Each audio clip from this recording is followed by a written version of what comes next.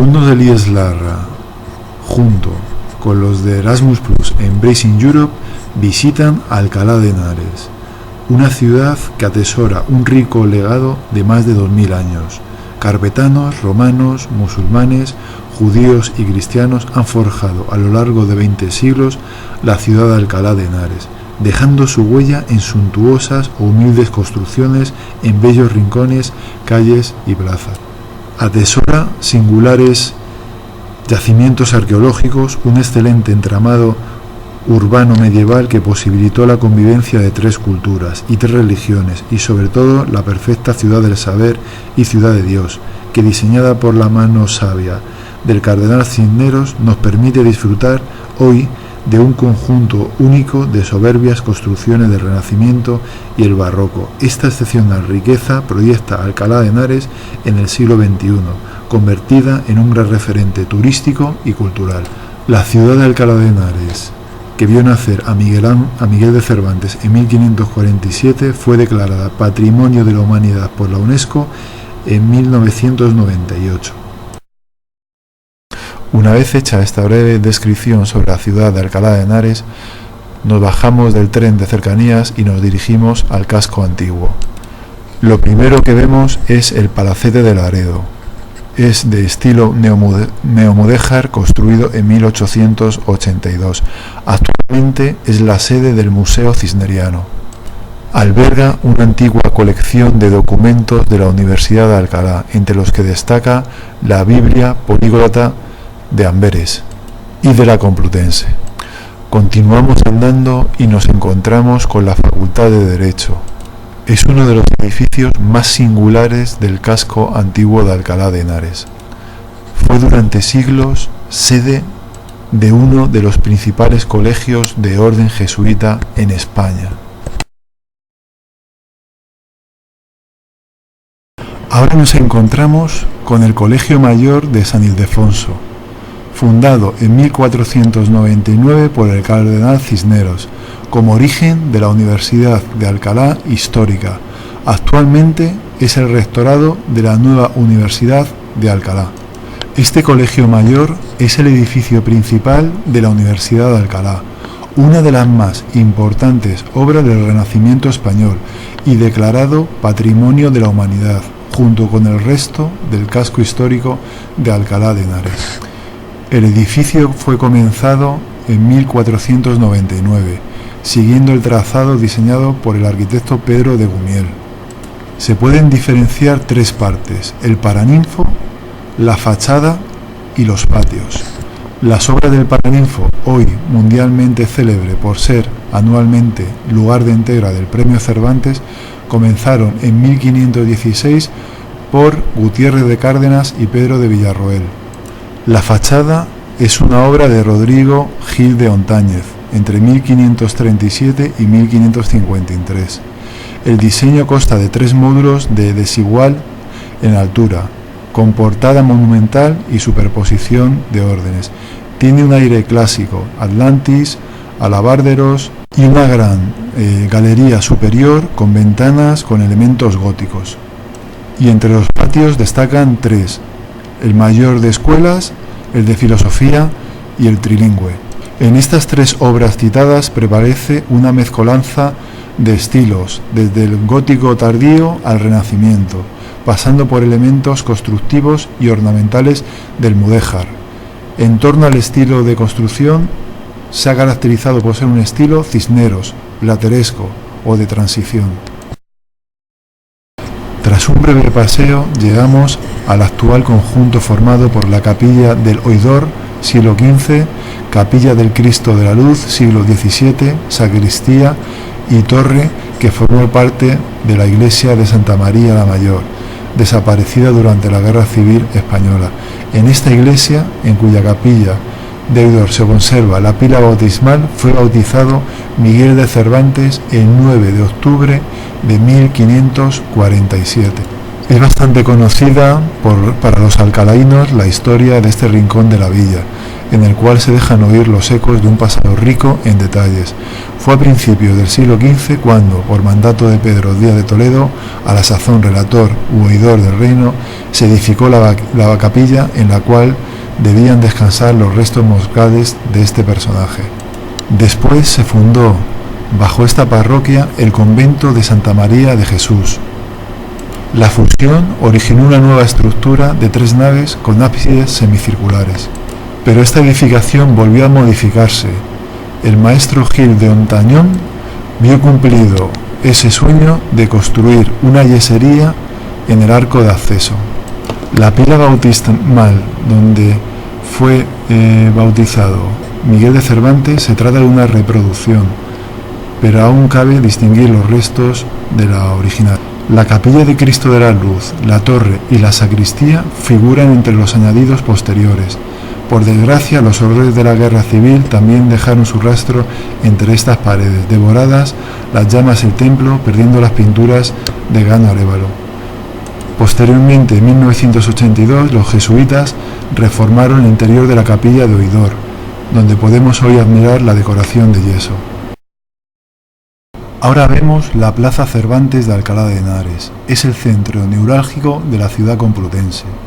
De carácter rectangular, se sitúa en el casco antiguo del municipio y es considerada uno de los lugares emblemáticos del mismo. En ella se encuentran algunos de los más importantes monumentos e instituciones de la ciudad, como el ayuntamiento, el corral de comedias, las ruinas de la iglesia de Santa María, destruida durante la guerra civil, y su capilla de Oidor, que ya vimos anteriormente, y el círculo de los contribuyentes. Los orígenes de la plaza se encuentran en la Edad Media, como espacio situado extramuros de la ciudad medieval, donde se celebraba el mercado de la villa y la feria anual de la misma, concedida por el rey castellano Alfonso VIII en 1184. En los siglos XV y XVI pasó a quedar integrada plenamente en la villa por la ampliación de las murallas primero y por el desarrollo urbanístico del que sería el barrio universitario después. De esta manera, la plaza se convirtió en el espacio principal de la villa, escenario de todo tipo de festejos públicos, además de servir de frontera entre la jurisdicción de la villa y la de la universidad. En el siglo XIX, la plaza experimentó numerosos cambios, recibió su nombre actual y se ejecutaron varias obras para su embellecimiento. La Plaza Mayor desemboca en la calle Mayor, la de Escuelas y la de Cerrajeros por el oeste, y por el sur limita con la Plaza de Rodríguez Marín y se comunica con la calle Colegios a través del callejón de Santa María. En el centro de la misma se encuentran paseos y zonas ajardinadas, además de la estatua de Miguel de Cervantes, realizadas por Carlo Nicoli en 1870. Dejamos la Plaza Cervantes y entramos en la calle Mayor. Es una de las más importantes del casco antiguo, tanto comercial como socialmente. Es la calle soportalada más larga conservada de Europa. Debe su origen a la antigua aljama judía de la ciudad en torno al siglo XII, que se construyó siguiendo el trazado de la calzada romano César Augusta, que pasaba por Complutum. Al igual que hoy, era la calle comercial de Alcalá por excelencia durante la Edad Media, por lo que estaba soportalada casi en su totalidad. Con un trazado rectilíneo y llano, va de este a oeste desde una de las esquinas de la Plaza Cervantes hasta la Plaza de los Santos Niños, emplazada en la Catedral de los Santos Justo y Pastor. Los edificios de interés que se encuentran en la calle Mayor son el Corral de la Sinagoga. En la época medieval, cuando la calle se encontraba en el barrio judío, se construyó una sinagoga que se destruyó con un incendio. Otro edificio es el Hospital de Aranzana, fundado por orden del matrimonio Antezana en 1483. Es uno de los hospitales en funcionamiento más antiguos de Europa. Desde 2006, las monjas dejaron paso a la ONG de los Mensajeros de la Paz. Y por supuesto, en la calle Mayor se encuentra la Casa Natal de Cervantes. Es una reconstrucción de una casa típica del siglo XVII en el solar donde se levantó la casa natal de Miguel de Cervantes Saavedra. Es uno de los museos más visitados de la Comunidad de Madrid, por su representación de la vida cotidiana y los muebles de gran valor que contiene. Miguel de Cervantes Saavedra nació en la ciudad el 29 de septiembre, día de San Miguel. La ubicación de la casa natal de Cervantes se debe al investigador Luis Astrana Marín, que hizo públicas sus conclusiones en 1948. La casa era, en tiempos de Cervantes, propiedad de su tía María, y en ella viviría hasta 1551, cuando se trasladó a Valladolid, donde también se puede ver otra casa suya. El edificio es un edificio de 2 plantas que hace esquina con la calle Mayor y de la Imagen. Recrea los distintos ambientes de la vida cotidiana de una casa acomodada de los siglos XVI y XVII. La reconstrucción se hizo en 1956 a partir de la finca original. Se antepuso un jardín a la casa, que sirve de acceso principal.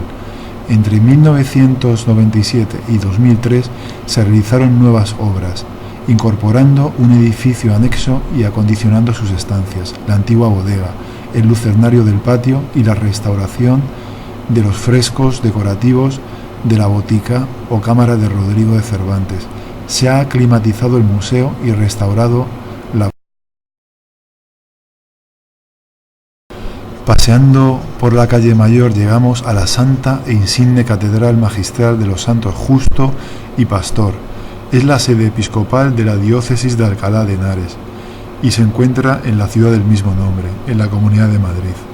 Data de 1514 y presenta un marcado estilo gótico isabelino. Es, junto con la iglesia de San Pedro de Lovaina, Bélgica, el único templo en el mundo que posee el título de iglesia magistral, lo que suponía que todos sus canónigos deberían ser doctores en teología.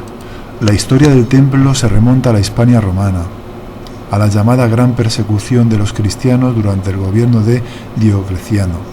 En ese contexto se produce el martirio de los santos Justo y Pastor, que con 7 y 9 años de edad son ejecutados en 304 en las afueras de Complutum, por su oposición a rehusar del cristianismo. En el lugar donde fueron ejecutados y con el cristianismo aceptado en el imperio, se levanta una capilla para albergar sus restos en el 414. Durante el periodo visigodo se convirtió en catedral y sus obispos aparecen en los distintos concilios de Toledo desde el siglo VI. En 1904 la magistral es declarada Monumento Nacional. Durante la Guerra Civil Española la iglesia es incendiada, perdiendo prácticamente todos sus tesoros, salvándose algunas rejas y unas sillas de antiguo corte. En 1991 se restaura la diócesis de Alcalá y es elevada a la categoría de catedral magistral. Desde el exterior es un templo sencillo y austero. Las paredes están cubiertas por esgrafiados de tipo segoviano. Destaca la portada de la fachada occidental, de estilo gótico florido, y la alta torre, de estilo renacentista.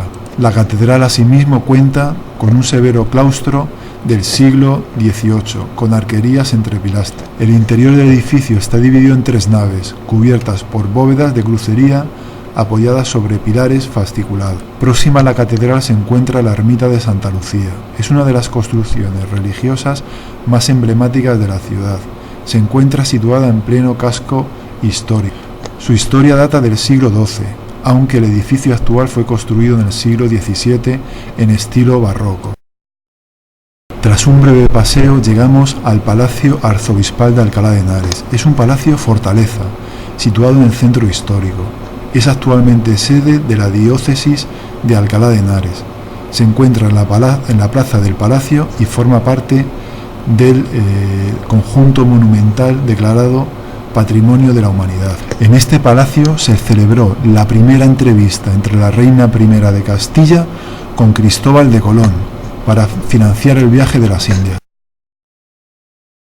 Cerca del Palacio Arzobispal se encuentra el Museo Arqueológico Regional, situado en el antiguo colegio-convento de los dominicos de la Madre de Dios, fundado en el siglo XVII, gracias a la ayuda de Juana de Mendoza. El museo muestra de una manera pedagógica la historia del territorio que conforma la Comunidad de Madrid desde la prehistoria hasta la época actual. Se trata de uno de los conjuntos conventuales más amplios de Alcalá de Henares. Comprende la iglesia y el convento propiamente dicho, edificio que habitaban los frailes.